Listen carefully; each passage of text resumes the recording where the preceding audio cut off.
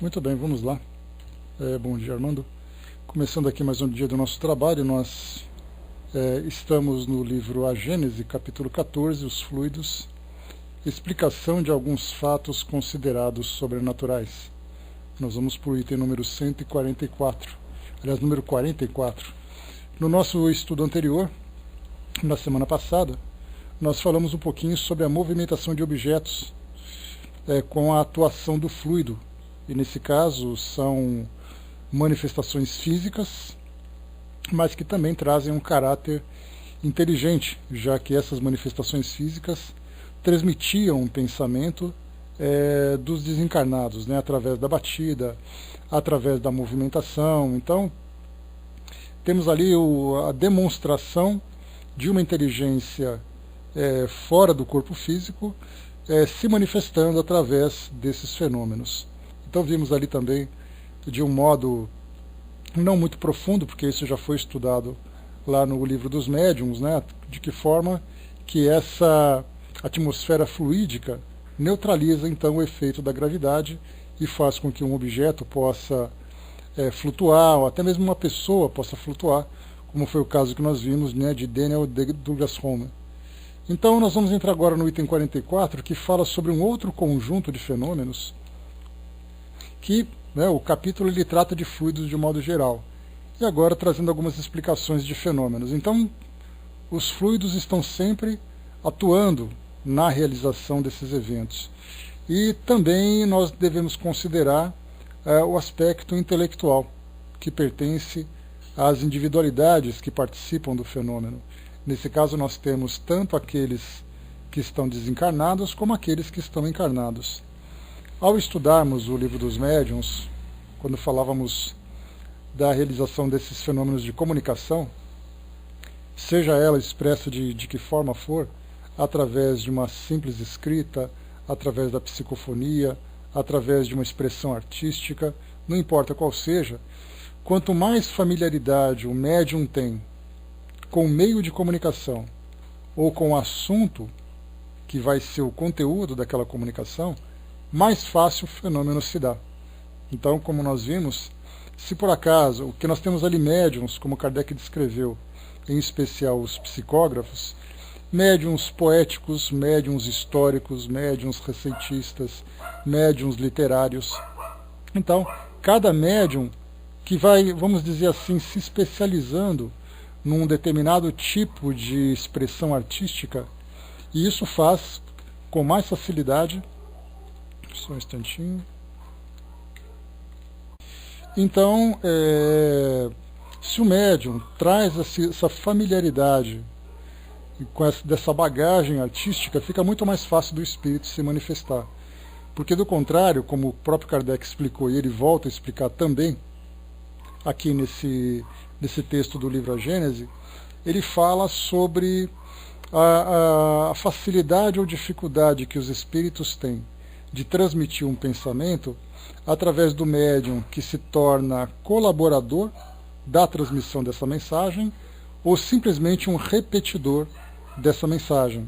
Sendo um repetidor, isso acaba tendo maior dificuldade, porque, por exemplo, que é o caso que nós vamos estudar agora, um caso em que nós temos a xenoglossia, que é a comunicação por parte de um médium que desconhece o idioma que ele transmite. Se o espírito, se o médium tem familiaridade com o idioma, seja no exercício, seja durante a sua encarnação atual, seja numa vivência do passado, onde ele teve guardada na sua memória profunda lembranças daquele idioma, vai ser muito mais fácil, porque o médium, na verdade, ele vai ditar aquela comunicação, e ditando a comunicação, ele vai então ter mais velocidade. No caso de um médium que não tem familiaridade com o assunto, ele vai ter que então ditar palavra, letra por letra, porque já que a palavra é desconhecida e a ideia da mesma forma, então, não tendo essa familiaridade, o espírito vai ter que construir cada uma das palavras para poder transmitir a sua ideia. Então nós vemos que a colaboração do médium é extremamente importante. O mesmo acontece, como nós veremos aqui, nas demais expressões artísticas, através da pintura, através da poesia, através da música, através da escultura, enfim, vários tipos de manifestação. Então temos aqui, item número 44. Um fenômeno muito frequente na mediunidade é a aptidão de certos médiuns para escrever em uma língua que lhes é desconhecida e discorrer pela palavra ou pela escrita sobre assuntos fora do alcance da sua instrução.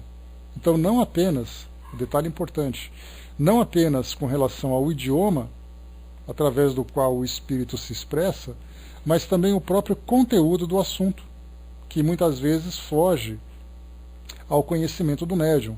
Nós tivemos os casos das adolescentes que trabalhavam com Kardec no início da elaboração da codificação, adolescentes de 14 a 16 anos, que tratavam de assuntos extremamente complexos e profundos para a idade delas e para o conhecimento que elas poderiam demonstrar. Então isso já também para nós é um enigma muito interessante, principalmente para aqueles que não têm conhecimento da mediunidade. Aqui, em especial, escrever numa língua que lhe é desconhecida, nós veremos aqui uma observação no rodapé que é bastante curiosa. Nesse caso, quando se fala sobre a xenoglossia, ela é uma expressão criada por Charles Richer, que foi ali, começou a fazer pesquisas no final do século XIX, começo do século XX, ele criou essa expressão, xenoglossia, ou seja, línguas estranhas, línguas estrangeiras.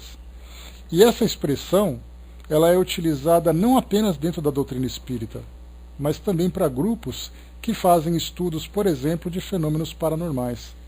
Então, ao pesquisarmos sobre xenoglossia, nós ouviremos, ou nós encontraremos textos relacionados com a doutrina espírita e encontraremos textos relacionados com esses grupos de estudos parapsicológicos.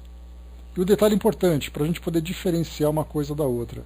Quando se fala sobre os estudos espíritas, nós consideramos os fenômenos anímicos, quando o próprio médium apresenta um conteúdo elaborado a partir das suas próprias experiências, como também no caso de fenômeno mediúnico, propriamente dito, quando um espírito se manifesta através do médium, mesmo que o médium não tenha conhecimento a respeito daquele idioma. No caso dos estudos parapsicológicos, são focados exclusivamente dentro das expressões da mente do próprio médium, seja num estado, por exemplo, de hipnose, que nós veremos aqui logo mais, o caso de pessoas submetidas a um fenômeno de hipnose ou de sonambulismo, quando ela então começa a expressar as suas ideias através de outros idiomas. Então eu separei para vocês aqui um caso de mediunidade e separei casos de paranormalidade, para a gente poder fazer uma comparação. No caso, uma escola de paranormalidade, estuda o fenômeno a partir da perspectiva da mente do médium, ou da mente do indivíduo, nem consideramos como médiums, embora a expressão médium também ela é vista de um modo equivocado. Fora do Brasil, ou mesmo dentro do Brasil, por outras escolas, no caso das escolas de parapsicologia, entende o médium como sendo um indivíduo que é paranormal, e não um médium que é o indivíduo que se relaciona com o mundo espiritual. Então, no caso da paranormalidade, não é levado em consideração, de um modo geral, já que a paranormalidade se vê como uma ciência e, portanto, se baseia nos fatos que são analisados, o mundo espiritual, então, não é levado em consideração. Mas, mesmo assim, a expressão médium é utilizada com muita frequência. Nós vemos isso em séries que são transmitidas aqui no Brasil, séries dos Estados Unidos, que falam, chamam vários indivíduos de médiums, mas que na verdade são paranormais. Então, o que nós lembramos é que, conforme Divaldo Franco, trazendo uma explicação para nós, ele lembra que todo médium é um paranormal, mas nem todo paranormal é um médium. E isso é uma verdade, porque quando se diz paranormal, é aquele que se encontra paralelo à normalidade. É aquele que caminha paralelo àquilo que é rotineiro, àquilo que é normal, àquilo que é habitual. Então, no caso do médium, ele é paranormal pelo fato dele ter uma sensibilidade fora do normal, de perceber, por exemplo, o mundo espiritual. Mas o paranormal, tendo ali potencialidades mentais, mesmo não entrando em contato com o mundo espiritual, ele também é um paranormal. Porque ele foge da normalidade tendo essas capacidades, tendo essas faculdades anímicas que fogem da normalidade. Então todo médium é um paranormal, mas nem todo paranormal é médium. Há aqueles que podemos dizer que são capazes de realizar fenômenos anímicos ostensivos e ao mesmo tempo também fenômenos mediúnicos ostensivos. Então temos que diferenciar com bastante cuidado o que é a visão da paranormalidade e o que é a visão da mediunidade. No caso, então, a expressão médium, nós vamos estudar, obviamente, a partir da visão espírita, entendendo o médium como aquele que percebe o mundo espiritual. Mas esse médium também pode ter manifestações anímicas. Aliás, como os espíritos lembram, raros são os médiums, raríssimos são os médiums que não trazem pelo menos um tipo de contribuição durante as manifestações mediúnicas. Porque ele manifestando, o espírito se manifesta através da mente do médium, e o médium então agrega algum conhecimento ou algum dos seus valores durante a comunicação. Então, salvo nas comunicações que são mecânicas, em que o médium não toma parte intelectual do fenômeno, ainda assim tem a certa facilidade do conhecimento que o médium tem sobre o determinado assunto que vem sendo tratado. Então, por isso que os espíritos dizem que é muito importante que o médium estude, se prepare, absorva conteúdo para poder oferecer para os espíritos a facilidade da comunicação. Mas, de um modo geral, bom dia, Miriam. De um modo geral, nós vemos que esses fenômenos, como é o caso que a gente está lendo agora, que são fenômenos que existem muito mais para provocar uma certa reflexão do que necessariamente vir como uma comunicação pura e simples, tem por objetivo despertar a nossa curiosidade, chamar a nossa atenção para a realidade do mundo espiritual. Se nós pensarmos assim, qual é o objetivo de um indivíduo se comunicar numa língua estrangeira, já que ninguém vai entender? Então, na verdade, o que vai chamar a atenção é o fenômeno propriamente dito. No caso de uma música mediúnica, por que os espíritos têm a necessidade de trazerem uma composição musical do mundo espiritual, partindo do mundo espiritual, para poder influenciar aqui o mundo físico? Já que os espíritos, por necessidade, se desprendem do mundo material e vão se desenvolver no mundo espiritual, por que o espírito, entre aspas, perde o seu tempo ou se dedica a provocar a nossa curiosidade? A mesma coisa acontece com a pintura mediúnica, a mesma acontece com um livro que é psicografado, com uma escultura que é produzida. Qual a necessidade, qual a importância disso para nós? Chamar apenas a nossa atenção. Não, ainda não, Brás. Foi problemas técnicos mesmo, né? Bom dia, pessoal. Então nós veremos aqui vários desses fenômenos que têm por objetivo maior chamar a nossa atenção. Se os espíritos quiserem transmitir uma comunicação direta e objetiva, eles vão através da psicografia ou através da psicofonia, simplesmente assim, que são dois tipos de fenômenos que já não prendem mais a nossa atenção. Chamava atenção naquela época, quando Kardec desenvolvia os trabalhos de base da doutrina espírita. Para nós aqui, no século XX, século XXI, a psicografia e psicofonia impressiona apenas aqueles que nunca tiveram contato com esse fenômeno. Mas para aqueles que já assistiram pelo menos uma vez, passando pela televisão ou presencialmente, uma realização desse fenômeno, ele já é simplesmente mais um fenômeno que acontece. Então, por isso os espíritos começaram, durante, por exemplo, a década de 1970, 1980, começaram a fazer aquele trabalho de cirurgias espirituais. Cirurgia daquela forma impressionante, com cortes, com objetos que não eram esterilizados, diante do público, todo mundo fazendo aquela careta, fazendo aquela cara feia de ficar impressionado com o que estava se vendo. Depois a gente pode perceber que esses fenômenos saíram da mídia e começaram então a virar algo mais sensível. que era, por exemplo, o caso da pintura mediúnica, que começou a se manifestar, como também através da música mediúnica. Então nós começamos também a perceber o mundo espiritual agora a partir de uma perspectiva mais sensível e não mais chocante, como era o caso daquelas cirurgias espirituais. Então temos ali os fenômenos acontecendo para chamar a nossa atenção. Então diz para nós aqui mais uma vez, né, um fenômeno muito frequente na mediunidade. Então que eu estava falando para vocês sobre isso, né? O que nós vamos estudar aqui agora nesse item 44 é exatamente a realização do fenômeno mediúnico, ou seja, um espírito se comunicando através de um médium. Na visão da parapsicologia, esse fenômeno de falar numa língua estranha, isso pode ser também uma faculdade anímica, algo que faz parte da própria mente do indivíduo. Então eu vou ler para vocês aqui, como eu falei há pouco, os dois tipos de caso de mediunidade e caso de paranormalidade, para a gente fazer uma comparação e principalmente analisar de que forma que cada observador trata esse assunto. No caso de uma revista, por exemplo, que eu trouxe para vocês, um site chamado sobrenatural.org, tem ali 3 casos de fenômenos de xenoglossia, que é exatamente esse fenômeno que trata de falar línguas estranhas. E também trouxe um caso mediúnico, o pesquisador Clóvis Nunes, né, que é um grande pesquisador de fenômenos paranormais, em especial fenômenos espíritas, também estudou um caso, observou um caso, presenciou um caso de xenoglossia.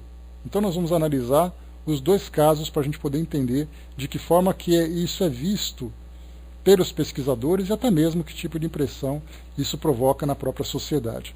Bom dia, pessoal que chegou.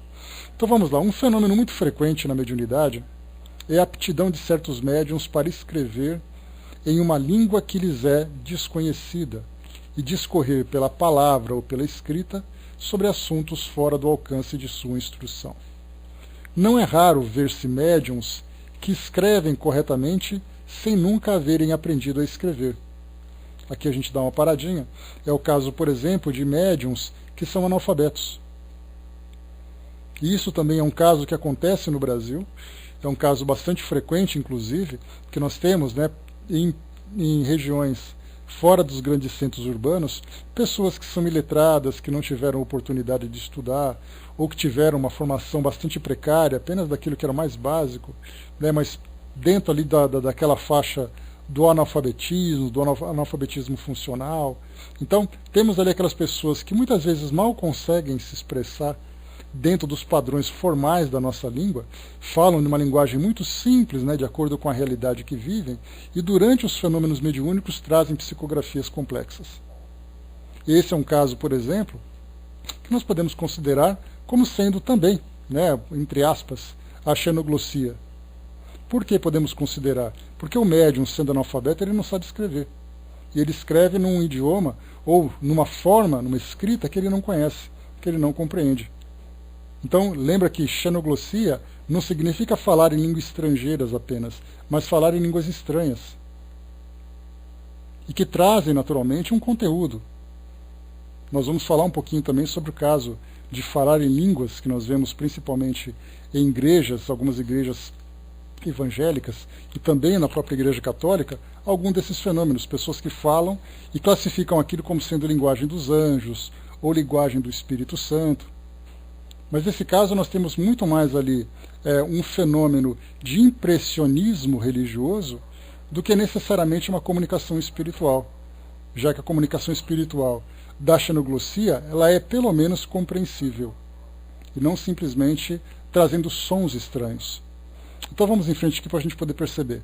Então o caso de médiuns analfabetos, que escrevem e que falam corretamente durante os fenômenos de psicofonia e psicografia, é uma outra forma também de chamar a nossa atenção. Outros que fazem poesias sem jamais terem feito um verso na vida. Também fazer poesia, todo mundo acha que é muito simples, até que a gente tenta brincar de fazer poesia. De um modo geral, a gente trabalha com as rimas, escolhendo palavras, mas sai uma poesia mecânica. E nós temos vários médiuns, inclusive Kardec publicou um livreto de poesias mediúnicas. Algumas dessas poesias foram publicadas na Revista Espírita. Nós podemos encontrar ali várias, sobre vários temas. E ele então pegou essas poesias e acabou publicando um livreto sobre essas poesias mediúnicas. Então, fazer poesia é algo muito difícil, porque precisa não apenas ter ali uma habilidade para trabalhar com as palavras, mas uma sensibilidade para transmitir um determinado tipo de sentimento. E isso, quando nós temos médiuns psicógrafos que trabalham com poesia, torna-se muito mais fácil para os espíritos essa comunicação através de versos poéticos.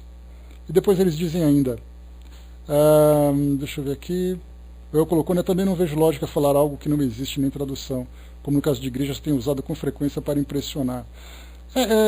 Isso é muito comum, é estudado inclusive, a própria psiquiatria acaba estudando sobre isso, falando sobre as impressões que a fé causa nas pessoas. Não apenas no que diz respeito a falar em línguas, como é chamado esse fenômeno, falar em línguas. Mas nós temos outros casos também, que não necessariamente dentro das igrejas tradicionais, mas o Ashoawas, por exemplo, que é um grupo de indivíduos que vivem na Ásia e também na África, eles acabavam se tornando anestesiados para a dor. Então acabam mastigando caco de vidro, furando a pele com agulhas, com facas, mexendo com animais peçonhentos. Os próprios faquires, a mesma coisa, quando deitam naquela clássica cama de pregos. É a mesma coisa, isso se dá através de uma alteração do estado psicológico da pessoa. Alteração do seu padrão mental, que faz com que fisicamente ele não sinta aquelas dores. E isso é provocado num estado de transe, muitas vezes por uma questão de fé, por uma questão de religião. Então vemos assim que a mente é muito profunda, né? Entra naquele estado de êxtase, né? E acabam depois se tornando insensíveis a essas dores, ou mesmo participando desses fenômenos. Tá? Então, assim, realmente a psiquiatria hoje faz um estudo cuidadoso sobre isso. E continuando. Outros ainda desenham, pintam, esculpem, compõem música, tocam instrumento, sem conhecerem desenho, pintura, escultura ou a arte musical. Então aqui a gente tem um complemento interessante. Por exemplo, Luiz Antônio Gasparetto, filho de Zibe Gasparetto, é um médium psicofônico, psicógrafo e também trabalha com psicopictografia, que não é o principal trabalho dele. A gente lembra que ele tem um programa numa rádio espiritualista, em que ele, através da mediunidade, os espíritos se comunicam com os ouvintes, ou dão conselhos, ou conversam com os ouvintes. Então esse é um programa que ele tem, um programa, não sei se é diário ou semanal, mas ele acaba se destacando principalmente na mídia televisiva, ou seja, daquilo que é filmado, ele é visto pintando. Aliás, desde a década de 1980, já no Fantástico daquela época, quando tinha um quadro que apresentava esses quadros, esses eventos sobrenaturais, ele então acabava sendo entrevistado, inclusive sendo pesquisado por instituições internacionais. E depois de lá para cá ele veio sendo conhecido por causa da sua pintura. Mas dentro do ambiente radiofônico, ele tem esse programa já há muitos anos, em que ele, através da psicografia, da psicofonia, ele conversa com os ouvintes. E então, numa das entrevistas que ele deu para falar a respeito da pintura mediúnica, ele mesmo comentou e continua comentando que nunca teve nenhum tipo de contato com pintura, nunca teve nenhuma habilidade para pintar, nunca estudou para fazer isso nem nada, né? Tem no Ipiranga, né, o Sussu, lá, né, no espaço Consciência e Vida. Então fica ali no bairro do Ipiranga, perto do Museu do Ipiranga, ali na Avenida Dom Pedro II. Então ele então explicando, né, que não teve nenhum contato com nenhum tipo de estudo ou preparo para a pintura mediúnica, e os espíritos então se servem dele como instrumentos para a realização desses fenômenos. Então a gente vai entender então por que isso acontece, né? A escultura também é muito interessante. O José Medrado chegou a dar uma entrevista falando sobre escultura mediúnica, de que ele se serviu como médium, os espíritos vieram, então ele fez uma escultura, coisa bastante rara na atualidade, e também da arte musical. Hoje nós temos uma tendência muito interessante para o estudo da arte espírita. Então nós temos grupos de pesquisadores, de estudiosos, investigando especificamente sobre a arte espírita. Embora Leon Denis já tivesse escrito um livro sobre isso, e outros livros também já sendo publicados, hoje nós temos trabalhos, não apenas os trabalhos feitos em centros espíritas, porque muitas vezes nós temos a arte espírita, e nessa arte nós temos ali grupos de teatro, que não tem nenhum trabalho mediúnico, é simplesmente um grupo de pessoas, de atores, dentro do meio espírita, que interpretam peças espíritas, sem nenhum tipo de contato mediúnico, mais uma vez. Nós temos ali o caso de música, festival de música espírita, que ela é considerada espírita muito mais pela sua letra, pelo seu objetivo, do que necessariamente pela comunicação mediúnica. Mas nós temos também nesses grupos os estudos de fenômenos. Então nós tivemos, como eu comentei com vocês, Luiz Antônio Gasparetto, médium. Lembrando que nós não estamos falando de algo exclusivamente espírita, ou seja, da doutrina espírita. Nós estamos falando de fenômeno espiritualista. É um fenômeno que abrange a humanidade, não é algo restrito às paredes de uma casa espírita. Então não podemos pensar dessa forma. Se tem alguém que escreve poesia, como a gente já viu, por exemplo, no caso de cura, estudamos sobre as benzedeiras, sobre as rezadeiras, sobre pajés que fazem curas espirituais através de um dom que possuem, através de uma faculdade, sem terem nenhum tipo de relacionamento com a doutrina espírita. Então nós estamos estudando os médiuns e estamos estudando os fenômenos, não estudando aquilo que acontece dentro de um grupo espírita, né? A mesma coisa, a gente pega, por exemplo, a parte de música, música mediúnica. Não precisamos necessariamente encontrar um médium numa casa espírita psicografando uma partitura ou compondo uma letra de uma música. Nós podemos, dentro de uma igreja evangélica, alguém sentado ao piano e começar, através de uma inspiração, que ele chama de inspiração do Espírito Santo, ou algo do gênero, e começa a compor uma música evangélica através da faculdade mediúnica. Então nós vemos assim que isso não é... A mesma coisa acontece com livros, vários são os médiuns que escreveram textos importantes para a doutrina católica, que acabaram depois sendo canonizados, sendo beatificados e depois canonizados, que nós vamos ler isso depois naquele livro A Mediunidade dos Santos, que falava de pessoas que escreveram textos de grande inspiração para o fortalecimento da doutrina católica. E ele disse que foi inspirado, que ele não sabia como o texto apareceu, que ele estava... De repente ele dormiu, quando acordou o texto estava pronto. Isso é um fenômeno mediúnico. Então lembremos sempre que ao estudarmos um fenômeno mediúnico, não vamos procurar apenas médiuns espíritas que vão trazer para nós o exemplo. Vamos procurar esses médiuns na sociedade de um modo geral, porque aí sim nós vamos ter essa compreensão. Basta a gente lembrar que próprio Kardec, quando ele começou a elaborar os textos relacionados com as pesquisas mediúnicas, ele não estava pesquisando médium espírita. Os médiums que foram exemplos em muitos dos seus livros foram médiums que foram citados por cartas ou encontrados na sociedade de um modo geral. Então percebemos a partir desse ponto de vista que o próprio Kardec se serviu de médiums que não eram espíritas.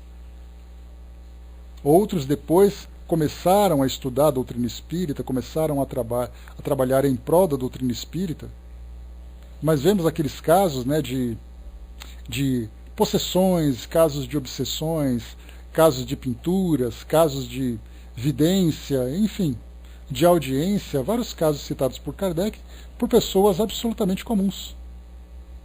Então a nossa visão tem que ser sempre essa, o mais ampla possível, para entendermos aquilo que acontece no nosso mundo hoje, se relacionando com o mundo espiritual.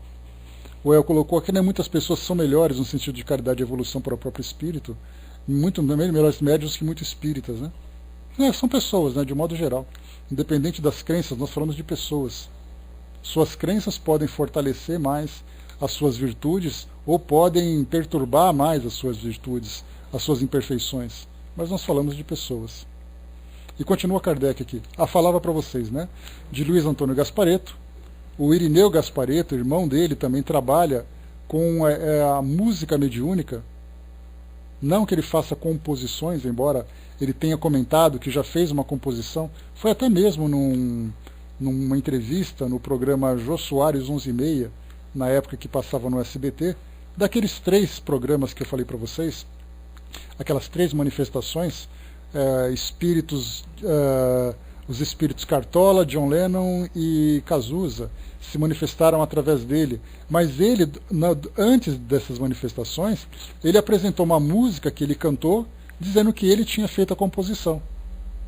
E essa música, segundo ele, tinha sido uma inspiração mediúnica, através da inspiração. E também depois, em outro caso, que é muito interessante, é que em Minas Gerais, foi até um festival que foi feito no Centro Espírita, lá em Minas Gerais, eu não me recordo se foi em Belo Horizonte ou que cidade foi, mas foram mais de 20 cantores desencarnados que se manifestaram. Aqueles mais clássicos, né, conhecidos por todos nós, outros também que não eram tão conhecidos assim, nacionais e estrangeiros. Tinha uma banda lá com ele, né, essa banda era uma banda muito talentosa, porque o espírito, no momento em que ele começava a se manifestar, ele começava já a tocar o violão e cantar. E a banda, desesperada, começava então a tentar acompanhá-lo no ritmo, na batida, na melodia. E eles, talentosamente, quando chegava ali a partir do primeiro terço da música, eles já estavam acompanhando o espírito. Então era muito legal, porque eram vários estilos musicais, não é? Vários gêneros musicais, como por exemplo, era samba no momento, depois uma música mais melodiosa, depois um rock que aparecia. E toda a renda que foi arrecadada com esse festival foi direcionado para trabalhos sociais da instituição. Então ele, o Irineu Gasparetto, junto com essa banda, tiveram ali mais de 20 espíritos se manifestando durante esse festival. E ele, no caso, sendo estudante de música e tudo mais, né, porque ele tocava instrumento, então fica muito mais fácil para os espíritos essa manifestação. Agora a gente pode imaginar, que é o que Kardec chama a atenção aqui, a dificuldade que um espírito teria, por exemplo, de se manifestar através de um médium que nunca teve contato com nenhum tipo de música. Então o médium teria que construir o fenômeno desde o zero, fazer com que os dedos do médium se mexessem para dedilhar ali umas cordas, para dedilhar as teclas, para escrever cada uma das notas musicais de uma partitura, fazer ali os tempos, fazer todos os símbolos, algo muito difícil para quem nunca leu nada sobre música, para quem não conhece música. Agora, se o médium já tem essa facilidade, já tem esse contato, é muito mais fácil, porque o espírito, na verdade, ele vai simplesmente ditando e o médium vai reproduzindo, pelo fato dele já ter o entendimento daquilo que o espírito quer transmitir. Se não tiver, o médium vai ter que fazer com que, através de praticamente um fenômeno físico, realizar cada um dos movimentos para que aquele fenômeno possa se concretizar. O Brás colocou, já presenciei uma médium tocar violão sem saber uma nota. É um caso, né, Brás? Pois é, então, o médium vai embora, o espírito vai embora, a pessoa volta ao normal, né? Então, assim, isso acontece de fato. Então, vamos lá. É muito comum o médium escrevente, psicógrafo, reproduzir com precisão a caligrafia e a assinatura que os espíritos que se comunicam através dele tinham quando vivos, embora esse médium nunca os tenha conhecido. Aqui o clássico caso do Chico Xavier, daquelas 3 psicografias que foram para um tribunal. As assinaturas dos espíritos, ao final das cartas que foram psicografadas, foram submetidos à grafoscopia, para fazer uma análise detalhada do estilo de escrita, da assinatura, e embora fosse uma psicografia, ela trazia semelhanças com a assinatura original do desencarnado, inclusive sendo comparado com a assinatura da identidade. Isso é interessante. A Fraterna lembrou aqui, né, nesse caso, que não é um caso, pelo menos a gente entende, Fraterna, por aquilo que é demonstrado no vídeo, que não é um caso de mediunidade, é um fenômeno anímico. de lembranças de existências anteriores, não tenhamos dúvida disso. Né? Mas não é um fenômeno mediúnico. Então as pessoas se impressionam por chamar aquelas crianças de superdotadas e tudo mais. Né? Aliás, é o que mais se vê hoje. É muito comum a gente ver esses fenômenos musicais de várias raças. Né? Tem uma criança que é japonesa ou chinesa, uma outra criança que é negra, uma outra criança que é loirinha. Então, assim, com raças diferentes acontecendo, e isso se torna assim, algo muito impressionante na internet para nós hoje. Mas nós vemos que não se trata ali, pelo menos aparentemente, de um fenômeno mediúnico, mas de um fenômeno anímico. E a explicação que nós temos, que a doutrina espírita traz, é sem dúvida nenhuma o memórias armazenadas que aquele espírito ainda guarda e começa a se manifestar agora nessa fase da sua juventude, da sua infância. Né? O El colocou, ano passado a minha sogra foi em Poços de Caldas, em um congresso de estudos espíritas, e teve manifestação de diversos espíritos famosos. Só não me recordo o nome do médium, mas no congresso desse ano, ela disse que não teve. A FEB é muito avessa em relação a isso, ou é impressão minha? Não, na verdade, El, a gente lembra que esses eventos que são realizados, esses congressos, eles não são autorizados ou coordenados pela FEB. Né? A FEB, a Federação Espírita Brasileira, a gente já conversou sobre isso, inclusive, quando nós tivemos aquele caso em que uma escola de samba do grupo de acesso do Rio de Janeiro falava sobre comunicação, e dessas comunicações tiveram um carro alegórico, onde tinha ali a imagem de Chico Xavier, psicografando uma carta, porque se falava de comunicação, falava sobre correios, falava sobre telefone, falava sobre internet, e também ousaram falar sobre psicografia, que era a comunicação entre os dois mundos. E naquele carro alegórico tinha ali eu me esqueci o nome do médium, o Prieto, eu me esqueci o primeiro nome dele, eu não sei se era Antônio Prieto, se vocês lembrarem me falem, por favor. Então Renato Prieto, obrigado. Renato Prieto estava lá, que é o ator que interpretou André Luiz no filme Nosso Lar, em cima de um carro alegórico que tinha uma grande imagem do Chico Xavier. Então houve assim uma enxurrada de cartas direcionadas para a FEB, perguntando por que a FEB não tomava uma providência para acabar com aquele tipo de insulto. E aí a FEB simplesmente se comunicou, mas a FEB não tem o direito de fazer isso nada. Qualquer pessoa que se sentir ofendida por ter a sua religião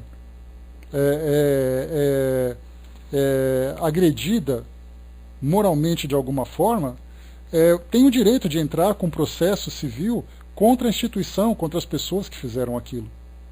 Mas por parte da FEB, o único objetivo dela é organizar os estudos, oferecer suporte para o funcionamento das casas espíritas. Então a FEB não é Vaticano, como normalmente se pensa.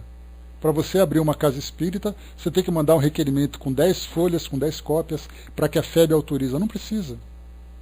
Então a FEB tem uma função apenas educadora, instrutora, organizadora, nem administrativa ela é. Então nesse caso de um congresso, se eu quiser fazer um congresso, eu pego vocês aqui, vamos fazer o congresso da JDE, e eu quiser fazer um grande congresso, eu posso fazer à vontade. Então por isso é que não é essa questão. Então a FEB, ela não tem esse poder e não tem também nem o direito, nem a intenção, que é o mais importante a gente lembrar, de interferir em nenhum tipo de trabalho realizado que manifeste o pensamento espírita. Então nesses congressos nós podemos fazer. Pois é, né, Barbudinho? Fizemos um congresso numa pizzaria lá no Rio, e nós fizemos aqui também no restaurante em São Paulo. Fizemos o nosso pequeno congresso. Então nesse caso a FEB ela não tem essa preocupação. Agora, com relação aos fenômenos, ela estuda, só que ela não é uma promotora de eventos mediúnicos, né? Basta a gente lembrar que ela mesma tem ali as publicações de grandes médiuns e tudo mais, né? E exatamente, né, Zé, de fazer essa unificação das instituições para fortalecer cada vez mais um centro espírita. Então lembra que o presidente da Federação Espírita Brasileira não é o Papa, comparado com os católicos. É simplesmente uma instituição que tem por objetivo auxiliar e apoiar, dentro dessa formação intelectual, dessa formação organizacional, as instituições apenas. Tá? Mas agora, o que acontece dentro dos eventos é da liberdade dos organizadores. Né? Então, esses artistas famosos, né, uma pena que você não lembra, Well, seria curioso saber, mas eram manifestações artistas, que tipo de artistas? eram músicos, escritores, atores, você se lembra? Músicos, né? Então provavelmente deve ter, se foi em Poços de Caldas, que era em Minas, eu não fico nem um pouco em dúvida se por acaso é impressionado se o Irineu Gasparito não estivesse lá, já que ele tem esse trabalho. Mas, lembrando também, inclusive, que tem uma pianista inglesa que ela publicou um CD com composições mediúnicas, música clássica. Então é bem interessante, né? E para poder fortalecer um pouquinho mais aqui o nosso estudo, foi lançado pela Versátil, que é uma empresa que publica, né, que divulga, que produz DVDs, um DVD chamado Compositores do Além, Festival de Música Mediúnica.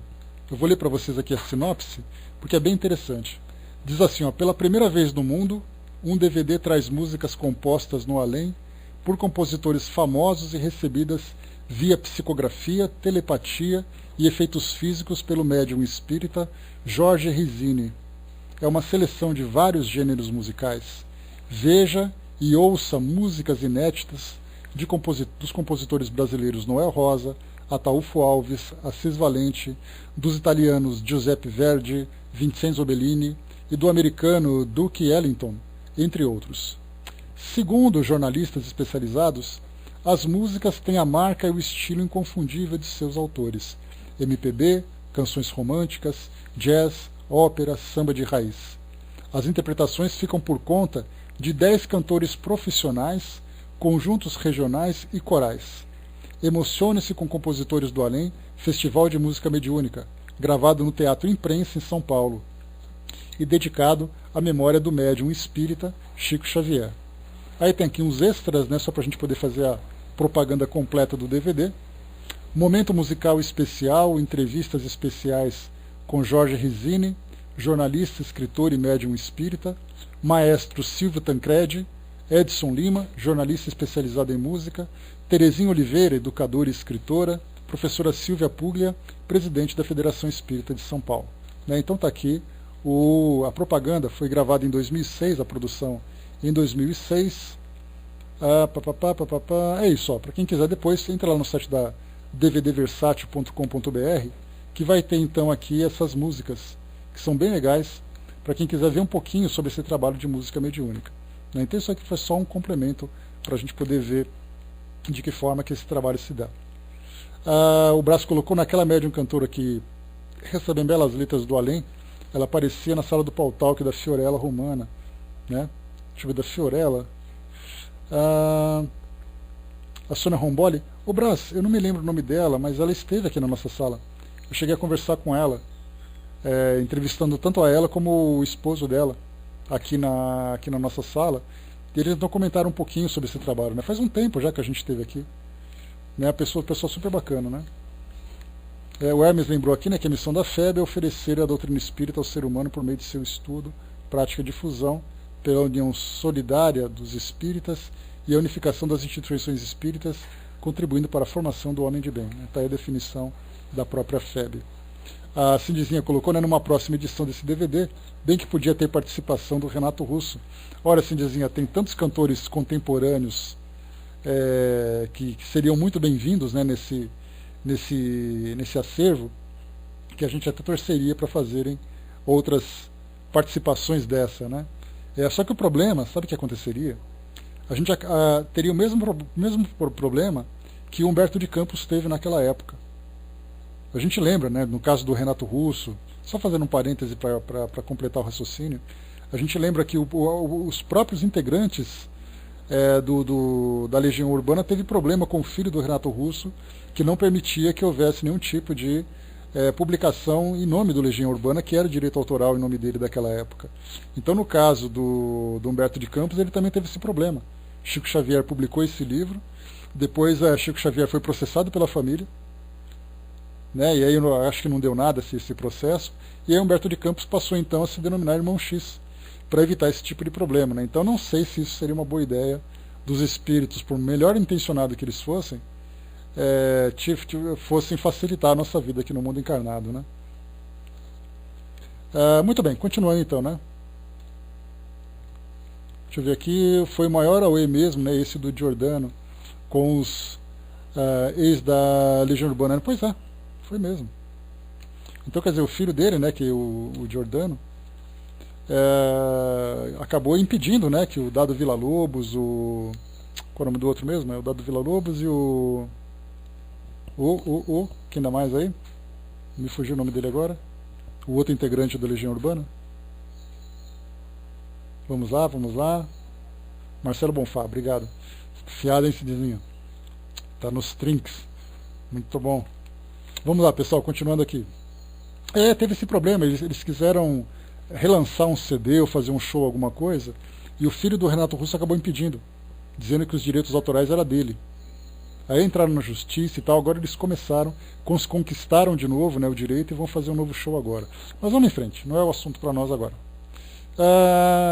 Vimos então aqui a caligrafia que eu falei para vocês, né? Esse fenômeno, aí Kardec traz então a explicação agora. Esse fenômeno não é mais surpreendente do que ver uma criança escrever quando se guia a sua mão.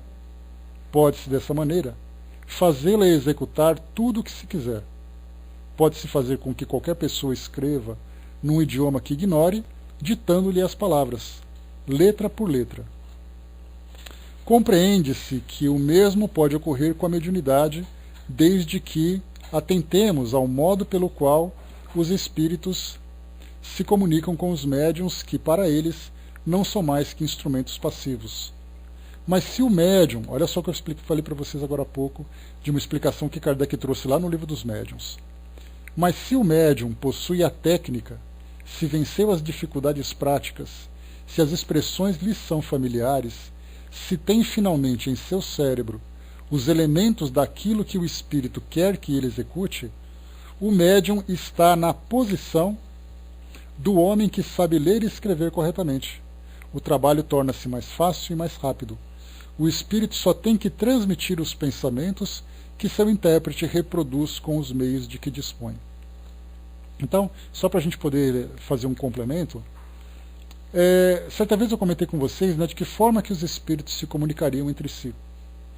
De um modo geral, quando nós queremos transmitir uma ideia, nós transmitimos palavra por palavra, que é o nosso modo de se comunicar, né, o modo de nos comunicarmos.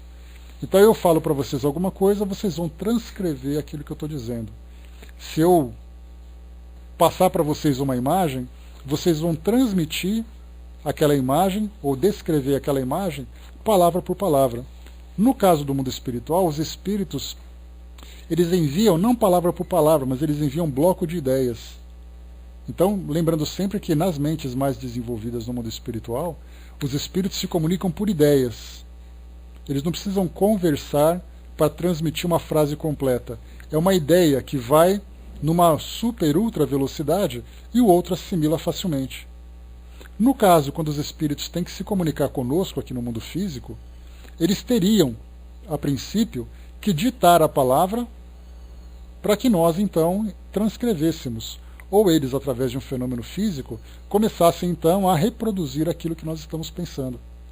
Mas no caso, quando o médium já traz esse pacote de informações armazenados no seu cérebro, o espírito transmite a ideia e o médium então faz uma interpretação dessa mensagem e depois ele envia. É mais ou menos como nós podemos dizer os nossos modems, utilizados hoje por comunicação de internet. Nós hoje estamos comunicando, vocês me ouvem por aquilo que eu falo. Então eu falo do lado de cá, essa minha voz ela é decodificada, é transmitida pela rede e rapidamente chega até vocês, que depois ela é recodificada para que se transforme em voz. Então a gente vê assim que a minha palavra se transforma em ondas e essas ondas depois se transformam de novo em palavras. No caso dessa decodificação, o médium se torna, na verdade, não um instrumento mecânico de transmissão, mas ele se torna um intérprete. Porque então, no caso de uma música, por exemplo, o médium transmite através das suas ideias a melodia. E o médium, já tendo conhecimento das notas musicais, dos símbolos, do instrumento musical que ele vai manipular, ele simplesmente reproduz aquela ideia, fazendo uma interpretação daquela ideia. A mesma coisa acontece com os livros.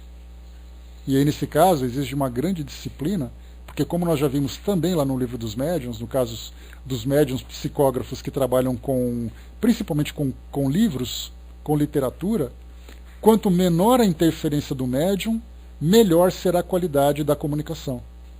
Porque o espírito transmite uma ideia. Se o médium, muitas vezes por falta de experiência, muitas vezes por orgulho, ele acaba interferindo naquilo que o médium quer trazer e acaba virando meio que aquele telefone sem fio. Um fala uma coisa, o outro vai interpretando. Quando chega do outro lado da linha, a mensagem foi distorcida. Então, por isso que quanto menor a interferência do médium, melhor é a qualidade da comunicação. Mas nesse caso de manifestações artísticas, cujo médium não tem por objetivo interferir ou desqualificar aquilo que vem sendo transmitido, mas ele quer realmente transmitir uma mensagem, colaborar de um modo positivo com a mensagem, quanto maior a facilidade ele oferecer para o espírito, mais rápido o trabalho se dará. Por isso, então, o médium está na posição do homem que sabe ler e escrever corretamente. O trabalho torna-se mais fácil e mais rápido.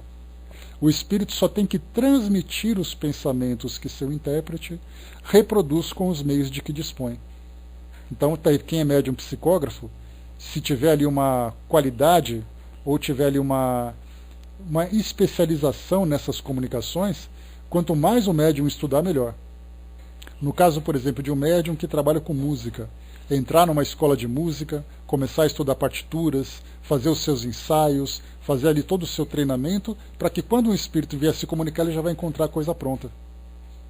No caso de um médium que trabalha com comunicações, com psicografias para livros, quanto mais o médium lê, melhorar a sua linguagem, melhorar o seu vocabulário, melhorar ali a forma culta de se expressar num determinado idioma, mais fácil também vai ser o trabalho do espírito.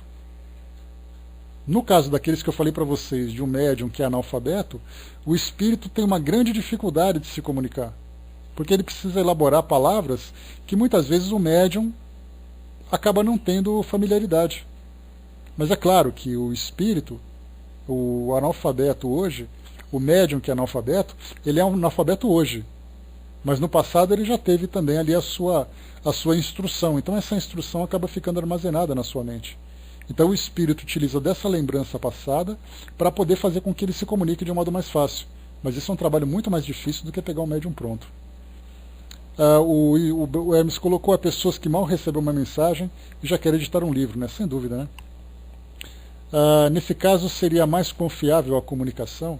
Hermes, a comunicação ela é mais confiável quando toda a cadeia produtiva, vamos chamar assim, se encontra bem harmonizada.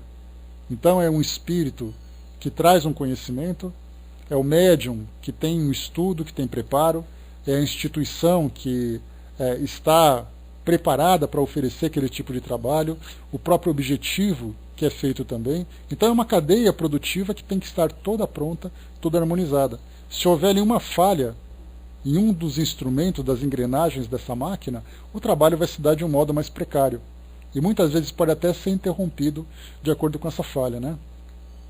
Veja as crianças que tocam instrumentos sem ter aulas para isso. Pois é, isso aí são lembranças do passado que se mostram hoje de modo muito mais claro.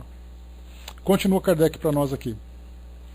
A aptidão de um médium para coisas que lhe são estranhas também tem frequentemente a sua origem nos conhecimentos que ele possuiu em outra existência e dos quais o espírito conservou a intuição. Se, por exemplo, ele foi poeta ou músico, terá mais facilidade para assimilar o pensamento poético ou musical que o espírito queira que ele reproduza. A língua que hoje ele ignora pode ter-lhe sido familiar em outra existência. Nesse caso, ele possui maior aptidão para escrever mediunicamente nessa língua. Aqui embaixo uma nota de rodapé. Diz para nós aqui Kardec. A aptidão de certas pessoas para línguas que elas sabem, digamos assim, sem que as tenham aprendido, não tem outra causa senão a lembrança intuitiva do que elas souberam em outra existência. O caso do poeta Merry, relatado na Revista Espírita de novembro de 64, é uma prova do que dizemos. É evidente que se Merry, na sua mocidade, tivesse sido médium, ele teria escrito em latim com tanta facilidade como em francês, e isso teria sido considerado um prodígio. No caso desse Merry, desse texto que foi trazido por Kardec, ele comenta de um francês que fez uma visita ao Vaticano e ali encontrou alguns noviços vestidos com uma roupa preta comprida e tudo mais, características daquela época, e esses jovens então conversavam em latim. E ele então, ele estudava alguma coisa do latim, lia, escrevia um pouco, mas ele não tinha fluência. Aí ele se aproximou desses jovens e começou a conversar com a maior naturalidade, com a maior afinidade. E aí então isso causou uma grande impressão, como é que ele teve facilidade para poder transmitir ou para poder conversar daquela forma. E isso então é uma lembrança de uma existência anterior que aflorava agora com mais facilidade.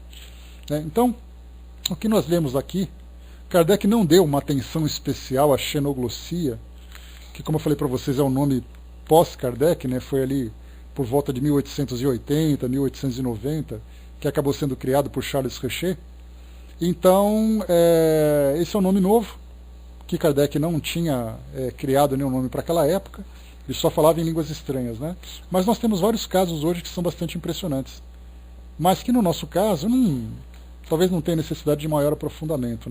Mas a gente viu que o que Kardec fez foi trazer vários casos de bagagens que são guardadas na mente do médium, que os espíritos se utilizam para expressões artísticas ou para expressões linguísticas, que aí então acaba vindo como algo que a princípio são fenômenos considerados sobrenaturais, mas que estudando desde a origem desses casos, nós vemos como sendo algo absolutamente natural.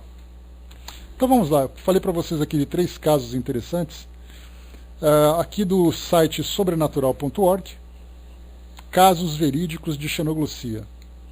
Tinha sido publicado um texto sobre xenoglossia, especificamente sobre isso, e eu fiz a leitura desse texto e vi que era apenas uma visão da parapsicologia, inclusive trazendo ali algumas observações do Padre Quevedo, que publicou um livro sobre parapsicologia e coisa e tal. Mas aqui desse artigo, são 3 casos curiosos. Eu queria só ler para vocês os casos sem entrar na visão da paranormalidade sobre isso. Então ele colocou assim, pegando carona na matéria xenoglossia, publico agora 3 casos raros de xenoglossia autêntica. Ele coloca, para saber sobre o assunto, leia a matéria tal. Então, mais uma vez, essa xenoglossia vista da parapsicologia, ela é apenas uma manifestação do subconsciente daquela pessoa, que até considera, como foi citado aqui o Dr. Ian Stevenson, como um caso de prova de reencarnação. Mas é simplesmente visto alguma coisa que pertence ao indivíduo, e não algo relacionado com o fenômeno mediúnico. Então vamos lá. Casos de xenoglossia autêntica são raros. Xenoglossia recitativa é a recitação de um idioma não aprendido, sem compreensão nem capacidade de diálogo. Xenoglossia com compreensão é a habilidade de conversar em idioma desconhecido. Então a parapsicologia faz aqui 2 classificações. Aquela em que o médium sabe que está falando, ou outra em que o médium não tem conhecimento nenhum, ele só repete aquilo que ele ouviu ou que ele lembra. Em geral, a xenoglossia acontece durante a regressão hipnótica, de maneira fragmentada e recitativa. Na maioria dos casos, os graus de incorreção é bastante elevado, o que torna difícil provar que o indivíduo não colheu as frases em algum ponto de uma vida dedicada à leitura ou aprendizado. Contudo, existem alguns casos de xenoglossia, aqui ele chama de xenoglacia, com compreensão aparentemente sem explicação natural. Em 1862, um hipnotizador chamado Prince Galitzin hipnotizou uma mulher alemã inculta e começou a falar em francês fluente, idioma que não conhecia. Ela afirmou que vivera na França no século XVIII, era mulher e assassinara o marido, e hoje estava sendo punida com uma vida de pobreza. Então esse foi um dos casos. 3 casos modernos de xenoglacia com compreensão têm sido estudados profundamente. Gretchen. Carol J. era ministro metodista em Elkton, Virgínia, e começou a utilizar a hipnose com sua esposa, Dolores, na tentativa de aliviar as dores que ela sentia nas costas. Durante uma sessão em 1970, enquanto ela estava em transe, ele perguntou se suas costas ainda doíam. Ela respondeu em alemão, Nein. Em sessão subsequente, ela começou a falar em alemão novamente, identificando-se como Gretchen. Dolores J. jamais havia estudado alemão. Gretchen continuou a aparecer em outras sessões hipnóticas. Compreendia as perguntas feitas em inglês simples, mas respondia apenas em alemão imperfeito. Disse que era Gretchen Gottlieb, filha do prefeito de Eberswalde, Alemanha, falecida aproximadamente aos 16 anos, depois de uma violenta surra. Baseando-se em suas descrições, aparentemente ela viveu na segunda metade do século XIX. Dolores J. temia estar sendo possuída pelo espírito da menina morta. Não acreditava que pudesse ter vivido antes como Gretchen. Alguns parapsicólogos e outros especialistas que investigavam o caso supuseram que Gretchen seria uma personalidade fictícia produzida pelo subconsciente de Jay, como forma de expressar recordações profundamente escondidas. Jamais chegou-se a uma explicação definitiva. Jensen. Outra mulher americana hipnotizada pelo marido, o médico, TE, não são suas iniciais verdadeiras, na Filadélfia, começou a falar uma língua desconhecida para ela. Em sessões realizadas em 1955 e em 1956, TE falou em sueco arcaico e colonial, com voz grave. Identificou-se como Jensen, lavrador. Jensen não falava fluentemente. Contudo, sua dicção assemelhava-se à de uma pessoa que fala em língua nativa. TE jamais estudara qualquer idioma escandinavo. Jensen forneceu apenas detalhes esparsos sobre si mesmo, um deles sobre sua morte depois de sofrer uma pancada na cabeça. Curiosamente, TE sofria de dores de cabeça. Pela sua fala, deduziu-se que Jensen vivera no século XVII. Dentre os investigadores, encontrava-se Ian Stevenson, que deduziu ser a capacidade de falar sueco de TE realmente paranormal. Assim, o caso foi considerado uma evidência de reencarnação. E para acabar, Charada. Uttara X, mulher hindu nascida em 1941, tinha 33 anos quando uma personalidade de idioma bengali manifestou-se em sua vida. Uttara falava amarante, mas esforçara-se por aprender um pouco de bengali na infância. Sentia grande afinidade com esse dialeto. O aparecimento de Charada, deu-se depois de prolongada doença física e tensão psicológica. Durante mais de 8 anos, Charada se apossara completamente da vida de Uttara, por períodos que iam de algumas horas a 41 dias no máximo. Esses períodos eram precedidos de premonições de Uttara. Charada falava bengali fluentemente e cantava músicas bengali. Dizia pertencer à casta dos Brahmanes, a família de Uttara pertencia a essa casta. E recusara-se a acreditar que estava morta. Vivera na primeira metade do século XIX, fora casada e estava grávida de 7 meses. A última recordação de sua vida foi a picada de uma cobra e ela caindo inconsciente. Despertou no corpo de Uttara. Estava profundamente angustiada para perceber que sua família há muito falecera. Charada apreciara roupas e maneirismo do século XIX e era muito mais extrovertida do que Uttara. Registros existentes, poucos, indicavam que um homem que poderia ter sido seu pai morrera por volta de 1827. Deixa eu ver aqui. O professor V.V. Akolkar, parapsicólogo de Pune, Índia, investigando o caso, concluiu que a regressão de Uttara, da qual Charada fazia parte, foi causada por diversos fatores. Sua extrema exaustão psicológica, aspirações não satisfeitas ao matrimônio e maternidade e a prática da meditação que acelerou sua evolução espiritual. Akolkar também ressaltava que o Bhagavad Gita afirmava que pessoas incapazes de atingir os estados superiores do yoga nascem em famílias de tendências espiritualistas. As aparições de Charada passaram a diminuir quando Uttara atingiu 40 anos.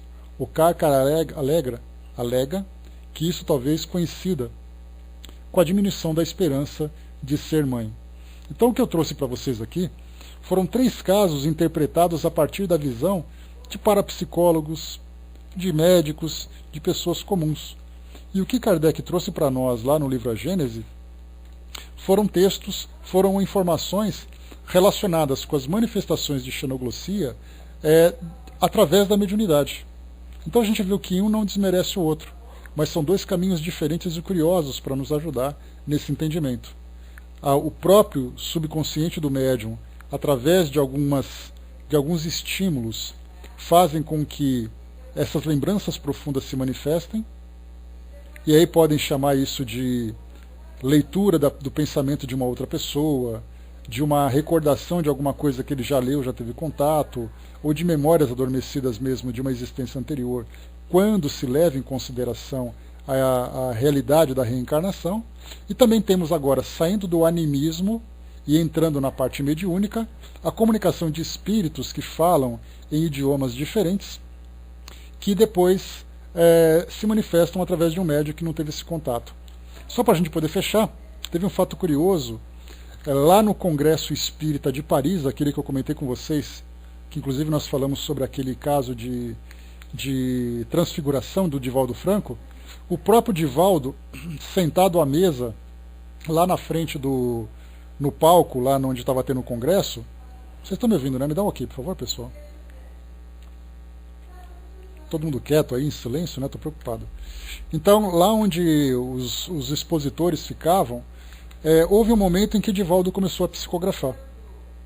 E aí, nessa psicografia, o detalhe foi que o resultado foi chamada de mediunidade, psicografia de xenoglossia e também a psicografia especular. Ou seja, Leon Denis psicografou através do Divaldo Franco, em francês, escrito de trás para frente. E aí então eles tiveram que pegar um espelho para poder fazer com que aquela imagem se refletisse de uma forma invertida, e depois aqueles que estavam no congresso, que naturalmente os organizadores eram franceses, leram então a comunicação. E Divaldo não fala francês.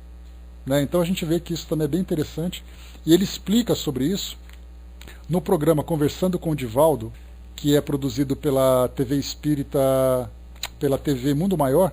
Ele tem ali um programa de meia hora, quando ele fala sobre xenoglossia e também sobre psicografia especular.